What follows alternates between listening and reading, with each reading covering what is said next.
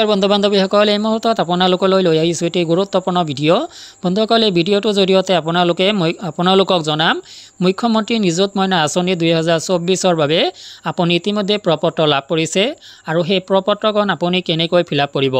প্ৰপত্ৰখন fill up কৰোঁতে যদি আপোনাৰ ক'ৰবাত অলপ ভুল হৈছে, আপুনি কিন্তু এই মুখ্যমন্ত্ৰী নিযুত মইনা আঁচনিৰ পৰা বঞ্চিত হ'ব, অৰ্থাৎ আপুনি এই ধনখিনি কিন্তু লাভ নকৰিব।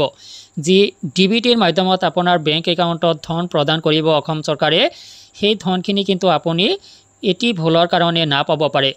ফৰ্মখনত এনে কিছু স্পৰ্শকাতৰ ডাটা এণ্ট্ৰি কৰিবলগীয়া আছে, যি ডাটাখিনি যদি আপুনি অলপ ভুলকৈ কৰে, ইফাল সিফাল কৰে, আপুনি কিন্তু ডাঙৰ এটি বেমেজালিত পৰিব। আপোনাৰ ফৰ্মটো কিন্তু ৰিজেক্ট কৰা হ'ব, আপুনি সেই ধনখিনি লাভ নকৰিব বা মুখ্যমন্ত্ৰী নিযুত মইনা আঁচনি 2024ৰ পৰা আপুনি পোনে বঞ্চিত হ'ব পাৰে।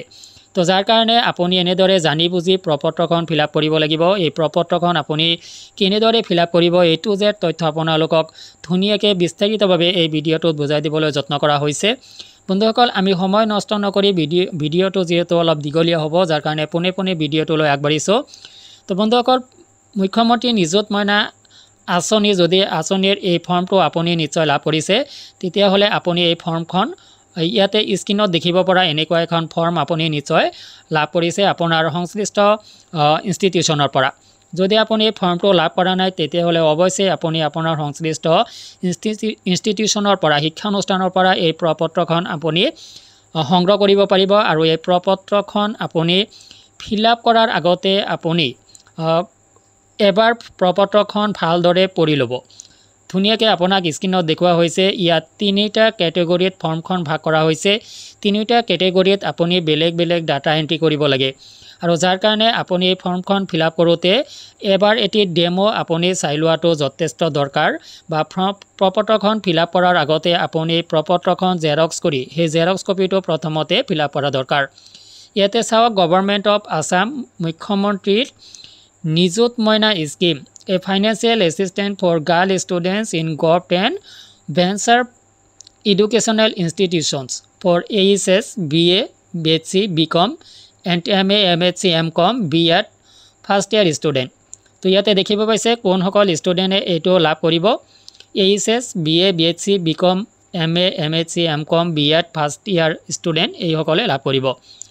Application form for UG first year BA, BSc, BCom।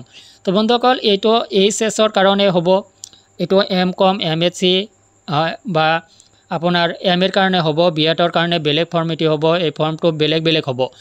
যিটো ফৰ্ম ইয়াতে আপোনাক স্ক্ৰীনত দেখুওৱা হৈছে, এইটো BA, BSc, BComৰ কাৰণে হয়, UG ফাৰ্ষ্ট ইয়াৰৰ কাৰণে।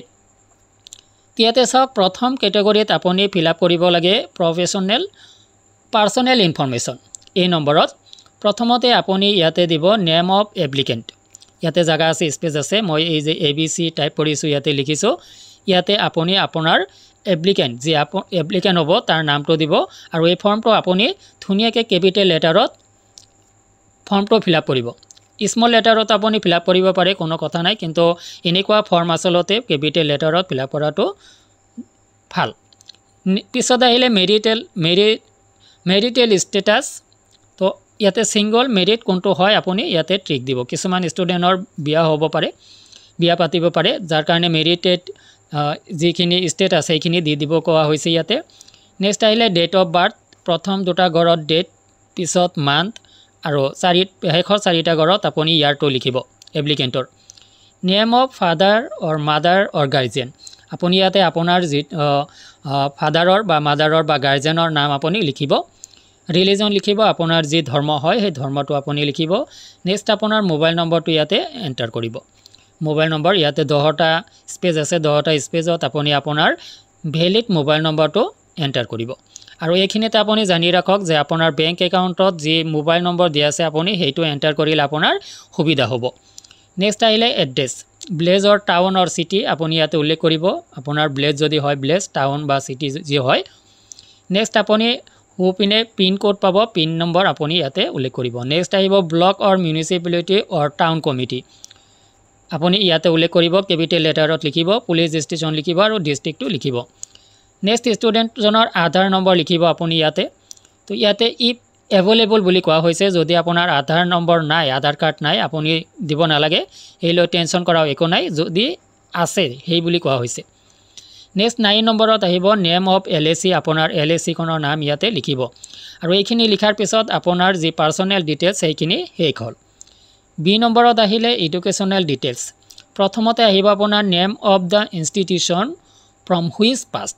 তো আপুনি এইটো যিহেতু BA BSc BCom কাৰণে যে আপুনি HS ফাইনেল ইয়াৰ পৰীক্ষাটো কোন ইনষ্টিটিউশ্যনৰ পৰা পাছ কৰিছে সেই ইনষ্টিটিউশ্যনৰ নাম ইয়াতে লিখিব গৈছে।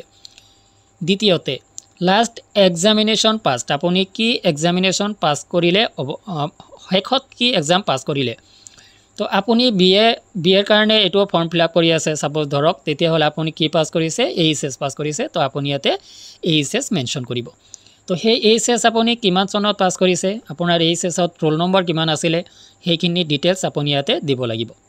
তো কোন চনত আপুনি পাছ কৰিলে, আপোনাৰ HSৰ ফাইনেল ইয়াৰত ৰোল নম্বৰ কিমান আছিলে। নেক্সট আহিলে name of the institution currently enrolled in.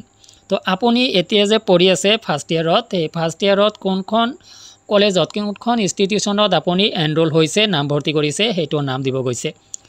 আপোনাৰ ইনষ্টিটিউশ্যনখন কোনটো ইউনিভাৰ্চিটিৰ আণ্ডাৰত পৰে, নেম অফ দ্য ইউনিভাৰ্চিটি 4 নম্বৰত ইয়াতে সোধা হৈছে। তো আপুনি আপোনাৰ ইনষ্টিটিউশ্যনখন কোনটো ইউনিভাৰ্চিটিৰ আণ্ডাৰত পৰে সেইটো মেনশ্যন কৰিব। ইয়াৰ পিছত আপোনাৰ সমৰ্থ ৰেজিষ্ট্ৰেশ্যন নাম্বাৰ। তো শিক্ষা বিভাগৰ নতুন জাননী অনুযায়ী আপোনাৰ এটা সমৰ্থ পৰ্টেলত আপুনি এটা ৰেজিষ্ট্ৰেশ্যন কৰিব লাগে ষ্টুডেণ্টসকলে ইনষ্টিটিউশ্যনৰ জৰিয়তে। তো সেই ৰেজিষ্ট্ৰেশ্যন নাম্বাৰটো ইয়াতে উল্লেখ কৰি দিব লাগিব, মেনশ্যন কৰি দিব লাগিব। আপোনাৰ সমৰ্থ ৰেজিষ্ট্ৰেশ্যন নাম্বাৰটো কি হয়, পাৰ্টিকুলাৰ ষ্টুডেণ্টৰ কাৰণে একোটা নম্বৰ থাকে, আপোনালোকে গম পায়, সেই নম্বৰখিনি ইয়াতে মেনশ্যন কৰি দিব। তো নেক্সট আপোনাৰ সেই তথ্যখিনি শেষ হ'ল। এইবাৰ আহিলে আপোনাৰ গুৰুত্বপূৰ্ণ এটি পাৰ্ট, যিটো হ'ল বেংক ডিটেইলছ। তো ইয়াতে যদি আপোনাৰ ক'ৰবাত কিবা ভুল হৈছে, আপুনি কিন্তু ধনখিনি নাপাব। প্ৰথমতে বিচাৰিছে আপোনাৰ একাউণ্ট নম্বৰ। তো আপুনি ধুনীয়াকৈ ইয়াতে একাউণ্ট নম্বৰটো মেনশ্যন কৰক। এই যে মই ঘূৰণীয়া দিছোঁ, তাতে আপুনি একাউণ্ট নম্বৰটো মেনশ্যন কৰক। একাউণ্ট নম্বৰটো লিখাৰ পিছত আপোনাৰ IFSC কোডটো লিখিব। ইয়াতে বেংকৰ IFSC কোডটো আপুনি ইয়াতে মেনশ্যন কৰিব লাগিব, লিখিব লাগিব। তো আপোনাৰ বেংক একাউণ্টটো কোন বেংকত হয়, ইয়াৰ IFSC কোডটো আপুনি আপোনাৰ বেংকৰ পাছবুকত থাকে। নেক্সট আহিলে একাউণ্ট হোল্ডাৰ নাম। এই একাউণ্টটো কাৰ নামত আছে। বেচিকেলি যদি আপুনি যি এপ্লিকেণ্ট হয় তাৰ নামত থাকিলে ভাল হয়। ইয়াতে কিন্তু এনে উল্লেখ নাই যে বেলেগৰ নামত থাকিব নোৱাৰিব। একাউণ্ট হোল্ডাৰ নেম আচলতে ইয়াতে যি এপ্লিকেণ্ট হ'ব তাৰ একাউণ্ট থকাটো যথেষ্ট জৰুৰী, যথেষ্ট দৰকাৰ। ইয়াৰ পিছত আহিলে বেংক নেম, আপোনাৰ বেংকখনৰ নাম কি। চাপোজ ধৰক আপোনাৰ বেংকখনৰ নাম state bank of India SBI, ইয়াতে আপুনি SBI নহয় ষ্টেট বেংক অফ ইণ্ডিয়া ফুল ফৰ্মত লিখি দিব। নেক্সট আহিলে আপোনাৰ ব্ৰাঞ্চটো কি, সেই ব্ৰাঞ্চটো আপুনি সোঁফালে মেনশ্যন কৰিব। নেক্সট প্ৰথমতে আছে signature head of the institution. তো ইয়াতে আপুনি ইয়াতে কিন্তু টাচ নকৰিব। ইয়াতে এই যে মই ঘূৰণীয়া দিছোঁ স্ক্ৰীনত দেখুওৱা হৈছে আপোনাক, ইয়াতে আপুনি টাচ নকৰিব, ইয়াতে আপুনি ব্লেংক ৰাখি দিব। নেক্সট আহিলে ছিগনেচাৰ পেৰেণ্ট অৰ গাৰ্জেন। তো ইয়াতে আপোনাৰ অভিভাৱকজনে ছিগনেচাৰ কৰিব। ছিগনেচাৰৰ ওপৰত এই মই দুটা ৰাইট টিক দিয়াটো আপুনি আপোনাৰ অভিভাৱকে ছিগনেচাৰ কৰিব। নেক্সট আহিলে ছিগনেচাৰ অফ দ্য ষ্টুডেণ্ট। তো ইয়াতে আপোনাৰ যি ষ্টুডেণ্ট হ'ব, যি এপ্লিকেণ্ট হয়, এপ্লিকেণ্টজনে ছিগনেচাৰ কৰিব। আৰু ছিগনেচাৰটো আপুনি এনেকুৱা নহয় যে আপুনি শ্বৰ্ট ফৰ্মত কৰিব, আপুনি যেনেকুৱাভাৱে আপোনাৰ নামটো লিখে তেনেকুৱাভাৱে আপুনি ছিগনেচাৰ কৰিব। আৰু এনেকুৱাভাৱে আপোনাৰ ফৰ্ম পত্ৰটো ফিল আপ কৰা হৈ গ'ল। আৰু ইয়াৰ পিছত আপোনাৰ ইনষ্টিটিউশ্যনৰ যি গাইডলাইন আহে, সেই গাইডলাইন মতে আপুনি আগবাঢ়িব। গাইডলাইন মতে আপুনি ফৰ্মটো জমা দিব। নিৰ্ধাৰিত এটি ডেট দিয়া হয়, আপোনাক ডেট দিয়া হ'ব, আপুনি ইয়াতে সেই ফৰ্মটো জমা দিব। আৰু লগতে আপোনাৰ কিছু ডকুমেণ্টছ ইয়াতে ৰিকুৱাৰ্ড হ'ব পাৰে। আপুনি আপোনাৰ এডুকেশ্যনেল ডকুমেণ্টছ কিছু ৰিকুৱাৰ্ড হ'ব পাৰে। আধাৰ কাৰ্ডটো বিচৰা হৈছে। নেক্সট আপোনাৰ বেংকৰ পাছবুকৰ প্ৰথম পৃষ্ঠাটো আপোনাৰ ৰিকুৱাৰ্ড হ'ব পাৰে। তো ইনষ্টিটিউশ্যনৰ পৰা আপোনাক ডাইৰেক্ট কৰা হ'ব আৰু সেইমতে আপুনি ফৰ্মখন জমা দিব লাগিব। আৰু এনেকুৱাভাৱে ফৰ্মখন পত্ৰখন ফিল আপ কৰি জমা দিলে আপোনাৰ 1% ভুল হোৱাৰ চান্স নাথাকিব। গতিকে 100% আপোনাৰ শুদ্ধ হ'ব সেই ফৰ্মটো, আৰু আপুনি মুখ্যমন্ত্ৰী নিযুত মইনা আঁচনিৰ কাৰণে ভেলিড হৈ যাব। তো বন্ধুসকল, ভিডিঅ'টো আপোনাৰ বন্ধু বান্ধৱীলৈ শ্বেয়াৰ কৰি দিব। ফৰ্মটো ফিল আপ কৰোঁতে যদি অসুবিধা পাইছে মোক কমেণ্ট ছেকশ্যনত জনাব। মই আপোনাক কমেণ্টৰ মাধ্যমত বা যিকোনো উপায়েৰে সহায় কৰিবলৈ যত্ন কৰিম। আজিলৈ এৰিছোঁ, ধন্যবাদ।